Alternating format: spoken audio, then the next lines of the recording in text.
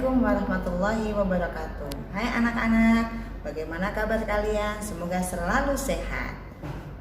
Masih semangat belajar di rumah? Nah, kita lanjutkan pelajaran kita hari ini. Masih bersama Bu Laili, belajar IPA kelas 3. Kita akan selesaikan materi kita tentang ciri-ciri makhluk hidup. Disimak videonya.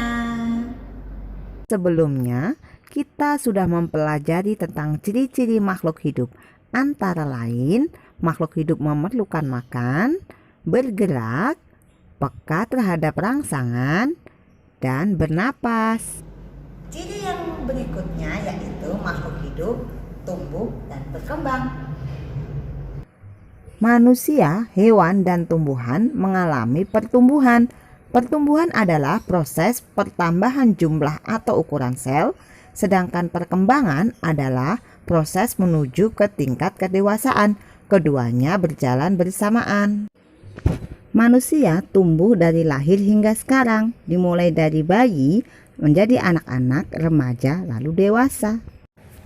Hewan, contohnya ayam. Telur ayam menetas menjadi anak ayam, lalu tumbuh menjadi ayam dewasa. Contoh lainnya yaitu katak atau kupu-kupu.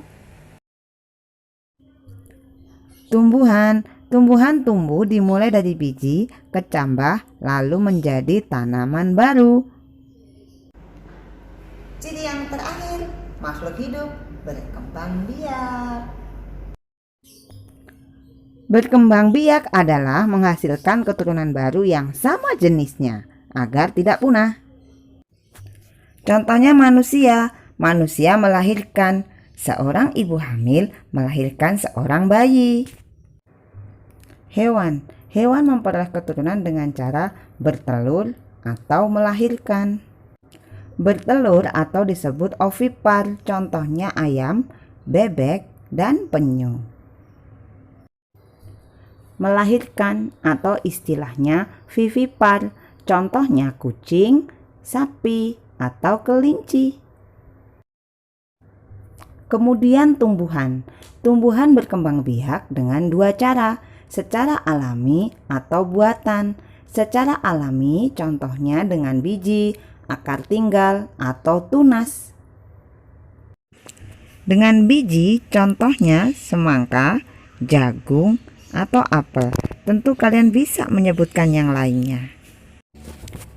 Kemudian akar tinggal atau rizoma, yaitu batang yang seluruhnya berada dan tumbuh menjalar di permukaan tanah. Contohnya kunyit, jahe, dan kencur. Tunas, contohnya pisang, kelapa, bambu. Tunas tumbuh dari batang yang terdapat di dalam tanah. Kemudian tumbuhan juga berkembang biak secara buatan, yaitu dengan cara stek, cangkok, atau dengan okulasi. Secara stek yaitu menanam bagian dari tanaman, contoh yang diambil yaitu batang. Cangkok yaitu menanam batang atau dahan yang diusahakan berakar terlebih dahulu sebelum dipotong dan ditanam di tempat baru. Cara mencangkok, perhatikan gambar berikut ini.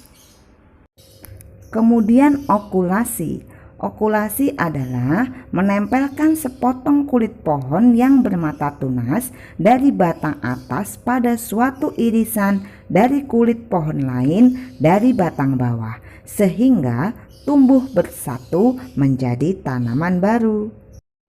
Caranya, perhatikan gambar berikut ini.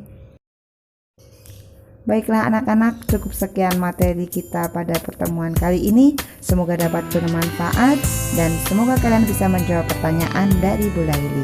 Wassalamualaikum warahmatullahi wabarakatuh. Dah.